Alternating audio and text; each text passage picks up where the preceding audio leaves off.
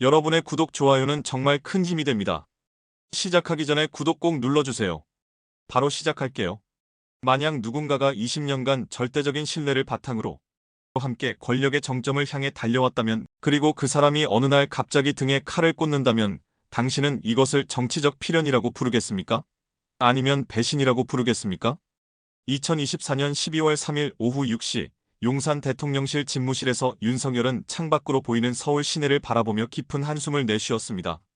책상 위에는 국민의힘 당대표 사퇴를 발표한 한동훈의 기자회견 속보가 떠 있었죠. 불과 몇 년 전만 해도 윤석열에게 한동훈은 가장 믿을 만한 동지였습니다.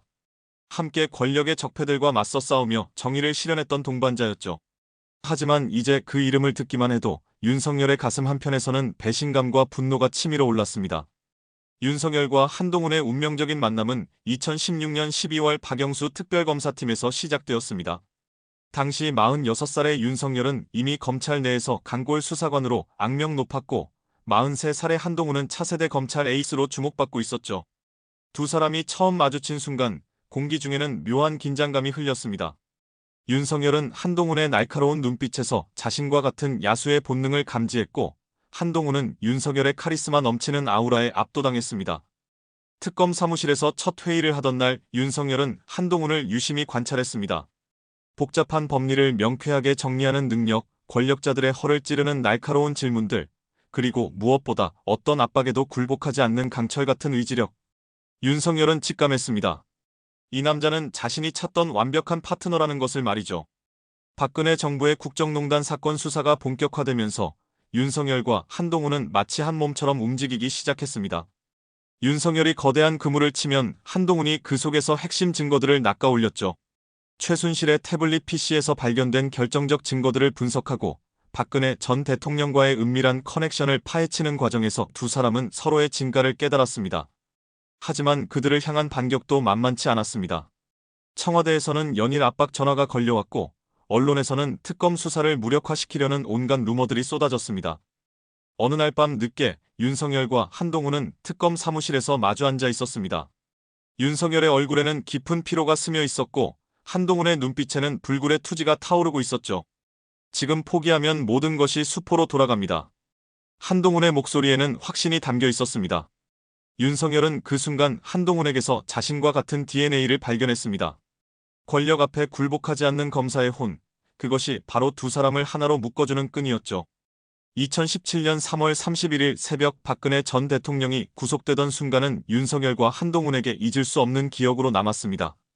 서초동 구치소 앞에서 두 사람은 서로를 바라보며 무언의 메시지를 주고받았습니다. 함께 이뤄낸 역사적 순간에 대한 자부심과 앞으로도 계속 함께 걸어갈 것이라는 무언의 약속이었죠. 특검 활동이 끝난 후 윤석열은 한동훈을 자신의 핵심 측근으로 발탁했습니다. 2018년 서울중앙지검에서 두 사람은 다시 한번 완벽한 콤비 플레이를 선보였습니다. 이명박 전 대통령의 다스 실소유주 의혹과 각종 비리 사건들을 파헤치면서 윤석열은 한동훈의 능력에 더욱 확신을 갖게 되었습니다. 하지만 운명의 톱니바퀴는 이미 삐걱거리기 시작했습니다. 2019년 조국 사태가 터지면서 두 사람 사이에는 처음으로 미묘한 균열이 생겼습니다. 조국 법무부 장관의 자녀 입시 비리 의혹을 수사하는 과정에서 윤석열은 정치적 파장을 고려한 신중한 접근을 원했지만 한동훈은 더욱 강력하고 직접적인 수사를 주장했습니다. 이때부터 두 사람의 수사 철학에는 미세한 차이가 드러나기 시작했죠. 문재인 정부의 검찰개혁 광풍 속에서 윤석열과 한동훈은 함께 시련을 겪었습니다. 한동훈은 2020년 추미애 법무부 장관에 의해 부산고검 차장검사로 좌천당했고, 이어서 법무연수원 연구위원으로 다시 사법연수원 부원장으로 연쇄 좌천의 수모를 당했습니다. 윤석열은 이 모든 과정을 지켜보며 한동훈에 대한 미안함과 동시에 깊은 동료애를 느꼈습니다. 그리고 2021년 여름 윤석열이 대선 출마를 결심하면서 가장 먼저 찾은 사람이 바로 한동훈이었습니다. 충북 진천의 사법연수원에서 연구위원으로 지내고 있던 한동훈을 직접 찾아간 윤석열은 자신의 야망을 털어놓았습니다. 함께 이 나라를 바꿔봅시다. 윤석열의 제안에 한동훈은 눈빛이 다시 살아나는 것을 느꼈습니다. 대선 캠프에서 한동훈은 윤석열의 든든한 참모가 되었습니다. 검찰개혁과 사법정의 실현이라는 핵심 공약들을 다듬고 상대 진영의 공격에 맞서는 전략을 세우는 데 결정적인 역할을 했죠. 2022년 3월 9일 밤 윤석열의 대선 승리가 확정되던 순간 한동훈은 승리의 기쁨에 겨워 눈시울을 붉혔습니다. 오랜 시련 끝에 마침내 꿈꿔왔던 순간이 현실이 된 것이었습니다. 대통령 당선 직후 윤석열이 내린 첫 번째 인사결정은 한동훈을 초대 법무부 장관으로 지명하는 것이었습니다. 윤석열은 한동훈에게 절대적인 신뢰를 보냈고 한동훈 역시 윤석열에 대한 충성심으로 가득 차 있었습니다. 하지만 이것이 두 사람 관계의 절정이자 동시에 파국으로 향하는 첫 번째 발걸음이었다는 것을 그때는 아무도 몰랐습니다. 2022년 5월 17일 한동훈의 법무부 장관 취임식은 윤석열에게 있어 완벽한 승리의 순간이었습니다. 과천 법무부 청사에서 열린 취임식에서 윤석열은 한동훈을 바라보며 뿌듯한 미소를 지었습니다. 자신이 가장 신뢰하는 동지가 마침내 대한민국 사법부의 수장이 된 것이었죠. 하지만 윤석열은 그때 몰랐습니다. 권력이라는 독이 얼마나 빠르게 사람을 변화시킬 수 있는지를 말입니다. 한동훈이 법무부 장관으로 취임한 직후부터 윤석열은 미묘한 변화를 감지하기 시작했습니다. 과거 특검 시절이나 지검에서 함께 일할 때의 한동훈은 항상 윤석열의 의견을 먼저 구하고 조율하는 스타일이었습니다. 하지만 장관이 된 한동훈은 달랐습니다. 중요한 정책 결정을 내릴 때 대통령실과의 사전 협의 없이 독단적으로 발표하는 일이 잦아졌죠. 첫 번째 갈등의 조짐은 2022년 6월 검찰 인사에서 드러났습니다. 한동훈은 윤석열과 사전 논의 없이 자신만의 기준으로 주요 보직 인사를 단행했습니다. 윤석열은 이 소식을 언론 보도를 통해 알게 되었고 그 순간 배신감을 느꼈습니다. 대통령실 관계자는 이때를 이렇게 회고했습니다. 대통령께서 상당히 당황스러워하셨습니다. 가장 믿었던 사람이 이렇게 나올 줄은 몰랐다고 하시더군요. 하지만 진짜 문제는 따로 있었습니다. 한동훈이 언론과의 인터뷰에서 보이기 시작한 독자적인 행보였죠. 2022년 7월 한 방송 인터뷰에서 한동훈은 윤석열 정부의 일부 정책에 대해 우회적이지만 분명한 비판을 내놓았습니다. 검찰 개혁은 과거와 단절하는 것이어야 한다는 발언이었는데 이는 윤석열의 검찰총장 시절을 겨냥한 것으로 해석될 수 있는 위험한 발언이었습니다. 윤석열의 측근들은 즉시 비상이 걸렸습니다. 한동훈이 대통령에게 도전장을 내민 것으로 받아들였죠. 윤석열 역시 이 발언을 듣고 충격을 받았습니다. 그날 밤 윤석열은 대통령실에서 늦은 시간까지 머물며 한동훈의 진심을 헤아리려 했지만 결론은 하나였습니다. 한동훈이 변했다는 것이었죠. 상황은 2022년 하반기로 접어들면서 더욱 악화되었습니다. 한동훈은 법무부 장관으로서 점점 더 큰 목소리를 내기 시작했고 특히 디지털 성범죄와 아동학대 관련 정책에서 독자적인 색깔을 드러냈습니다. 물론 정책 자체는 훌륭했지만 문제는 이런 정책들을 발표할 때마다 한동훈이 마치 자신이 정부의 핵심인 것처럼 행동한다는 점이었습니다. 윤석열의 불안감은 2022년 9월 정점에 달했습니다. 한동훈이 국정감사에서 보인 당당한 모습이 오히려 윤석열에게는 위협으로 다가왔기 때문입니다. 야당 의원들의 거센 질타에도 전혀 움츠러들지 않고 오히려 더욱 강하게 맞받아치는 한동훈의 모습에서 윤석열은 미래의 정치적 라이벌을 보았습니다. 특히 결정적인 사건은 2022년 10월에 일어났습니다. 한동훈이 법무부 산하기관 관련 예산 편성 과정에서 기획재정부와 직접 협상을 벌인 것입니다. 일반적으로 이런 중요한 사안은 대통령실을 통해 조율되는 것이 관례였지만 한동훈은 이 과정을 생략하고 독자적으로 처리했습니다. 윤석열은 이 소식을 듣고 크게 분노했습니다. 그날 저녁 용산 대통령실에서 윤석열은 측근들에게 이런 말을 했습니다. 한동훈이 너무 나간다. 자신이 무엇을 하고 있는지 모르는 것 같다. 윤석열의 목소리에는 분명한 경고의 뉘앙스가 담겨 있었죠. 이때부터 윤석열의 마음속에는 한동훈을 견제해야 한다는 생각이 자리 잡기 시작했습니다. 2023년 초 윤석열과 한동훈의 관계는 겉으로는 평온해 보였지만 속으로는 서서히 균열이 가고 있었습니다. 한동훈은 여전히 윤석열에 대한 존경심을 표현했지만 동시에 자신만의 정치적 영역을 구축하려는 야망도 숨기지 않았습니다. 각종 정책 토론회나 공개석상에서 한동훈은 점점 더 독립적인 목소리를 내기 시작했죠. 윤석열이 한동훈의 변화를 확실히 감지한 것은 2023년 3월의 일이었습니다. 한동훈이 한 대학에서 강연을 하면서 진정한 개혁은 과거와의 완전한 단절에서 시작된다고 말한 것입니다. 이 발언은 명백히 윤석열의 과거 검찰총장 시절을 겨냥한 것으로 해석될 수 있었고 윤석열의 측근들은 이를 명백한 도전으로 받아들였습니다. 하지만 정말로 윤석열의 마음을 돌려놓은 것은 한동훈 주변에서 들려오기 시작한 소문들이었습니다. 2023년 상반기부터 정치권에서는 한동훈이 차기 대선을 준비하고 있다는 이야기가 돌기 시작했습니다. 한동훈의 측근들이 은밀히 정치적 네트워크를 구축하고 있다는 정보도 윤석열의 귀에 들어왔죠. 윤석열은 이런 소문들을 들을 때마다 깊은 배신감을 느꼈습니다. 자신이 그토록 신뢰했던 한동훈이 등 뒤에서 칼을 갈고 있다는 생각이 들었기 때문입니다. 윤석열의 한 측근은 당시 상황을 이렇게 전했습니다.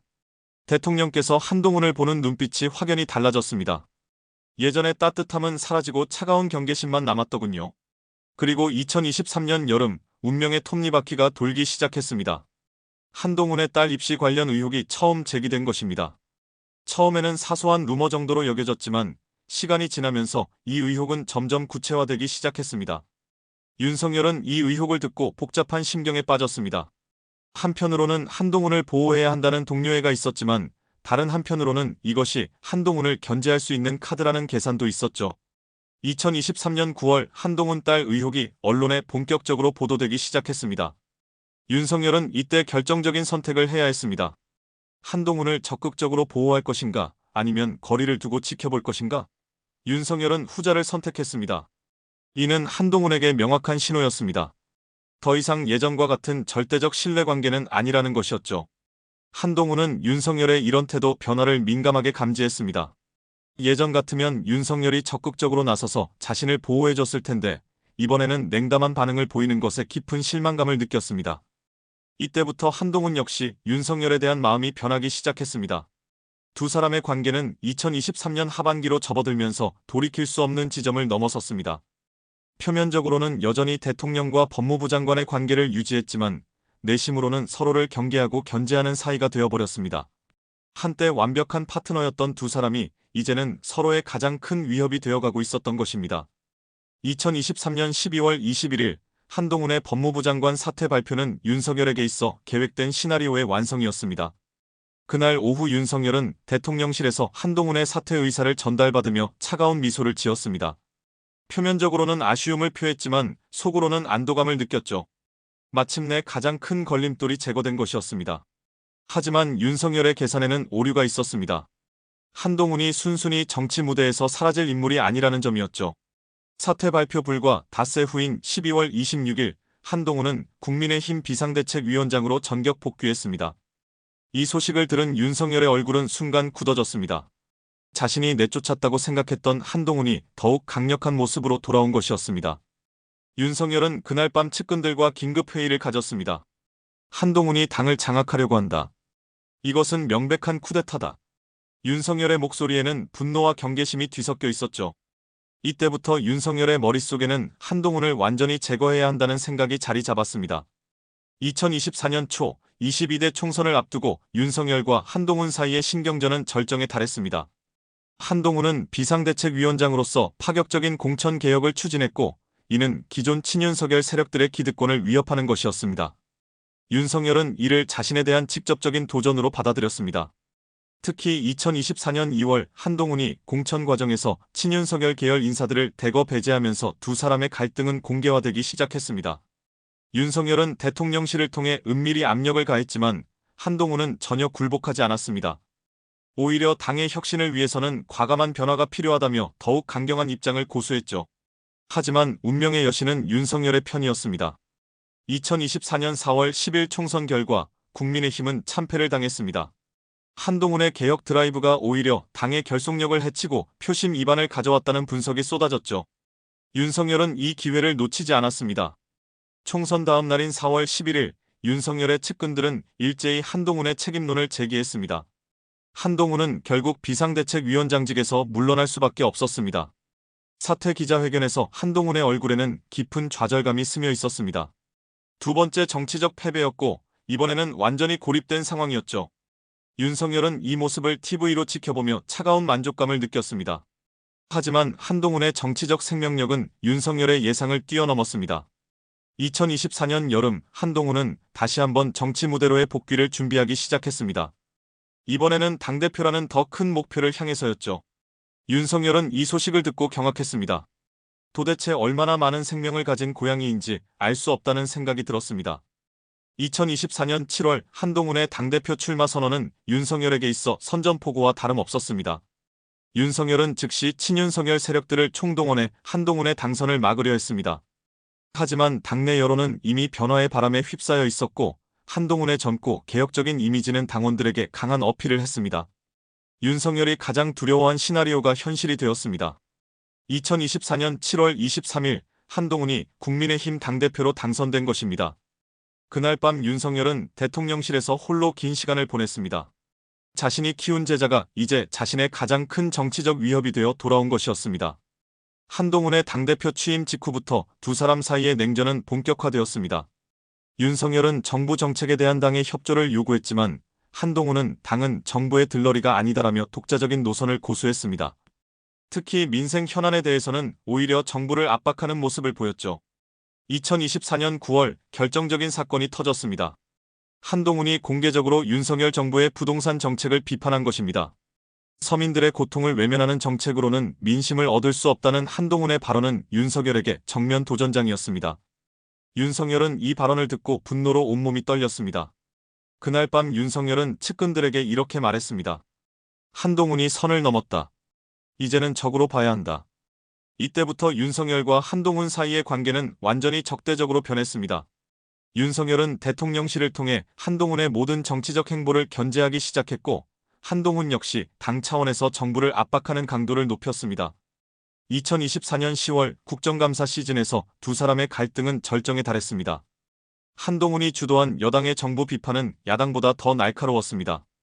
윤석열은 이를 보며 배신감과 분노를 동시에 느꼈죠. 자신이 그토록 아꼈던 제자가 이제는 자신을 등에서 칼로 찌르고 있다는 생각이 들었습니다. 상황은 2024년 11월 더욱 악화되었습니다. 한동훈이 당 차원에서 윤석열 대통령의 부인 김건희 여사 관련 의혹에 대한 철저한 수사를 요구한 것입니다. 이는 윤석열에게 있어 용서할 수 없는 선 넘기였습니다. 정치적 동지였던 한동훈이 이제는 자신의 가족까지 공격하고 있다는 생각에 윤석열의 분노는 극에 달했습니다. 윤석열은 즉시 반격에 나섰습니다. 친윤석열 의원들을 통해 한동훈의 과거 법무부 장관 시절 각종 의혹들을 재점화시켰고 특히 딸 입시 관련 의혹을 집중 공격했습니다.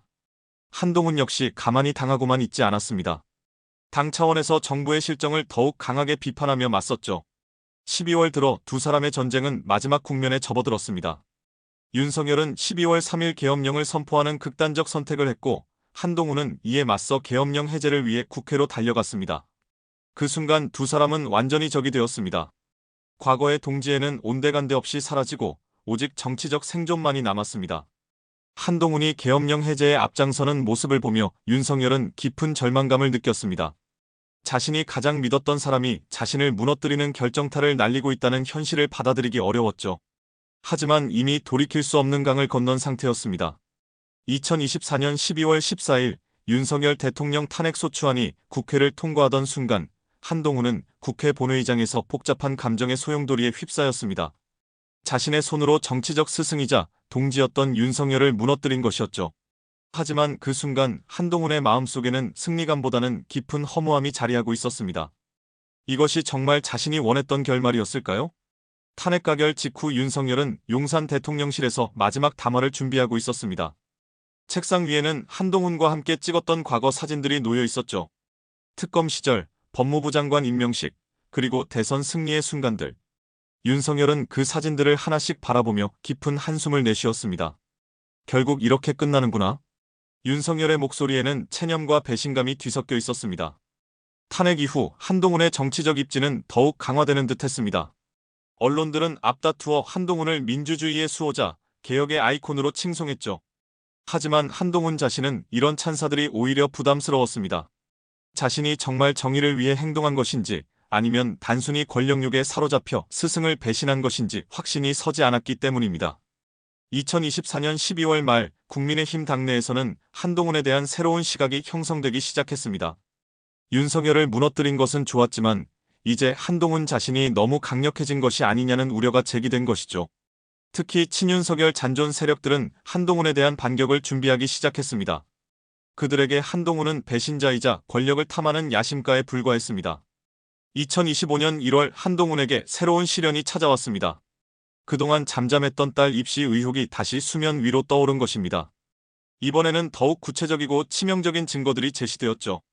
한동훈의 정치적 적들이 윤석열 축출 과정에서 보여준 한동훈의 냉혹함에 대한 보복을 시작한 것이었습니다.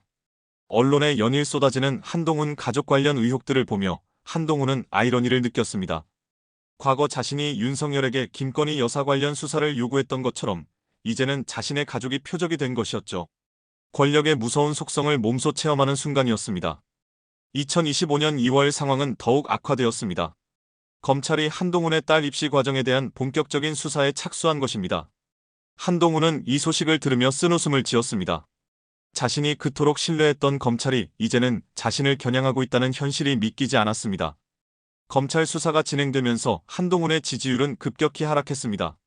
국민들은 한동훈을 개혁의 아이콘으로 추앙했지만 정작 그 자신도 기득권의 혜택을 누렸다는 사실에 실망했죠.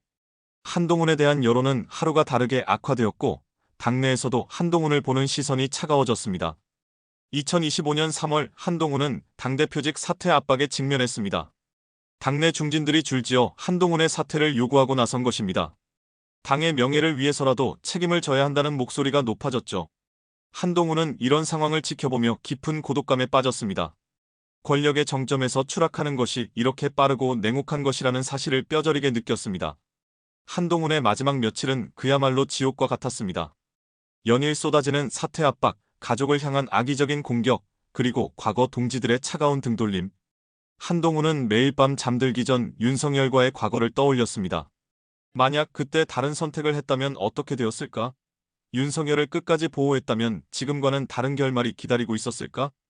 2025년 4월 5일 마침내 한동훈은 당대표직 사퇴를 발표했습니다. 기자회견장에서 한동훈의 얼굴에는 깊은 피로와 절망이 어려 있었죠. 모든 책임은 저에게 있습니다라고 말하는 한동훈의 목소리는 떨리고 있었습니다. 불과 몇 달 전 윤석열을 무너뜨릴 때의 당당함은 온데간데 없이 사라져버렸습니다. 사퇴 발표 후 한동훈은 혼자 남은 당대표실에서 창밖을 바라보았습니다. 서울의 회색빛 하늘은 한동훈의 마음과 너무나 닮아 있었죠. 그 순간 한동훈은 윤석열의 심정을 조금이나마 이해할 수 있었습니다. 권력에서 추락하는 자의 고독과 절망감을 말입니다. 한동훈의 정치적 몰락을 지켜본 윤석열은 복잡한 감정에 휩싸였습니다. 한편으로는 자신을 배신한 한동훈이 응당한 대가를 치르고 있다는 만족감이 있었지만 다른 한편으로는 과거 동지에 대한 연민도 느꼈습니다. 권력의 무서운 속성 앞에서는 누구도 예외가 될 수 없다는 사실을 두 사람 모두 뼈저리게 깨달았습니다. 2025년 4월 중순 한동훈은 정치 일선에서 완전히 은퇴를 선언했습니다. 더 이상 정치적 야망도 복수에 대한 열망도 없다고 했죠.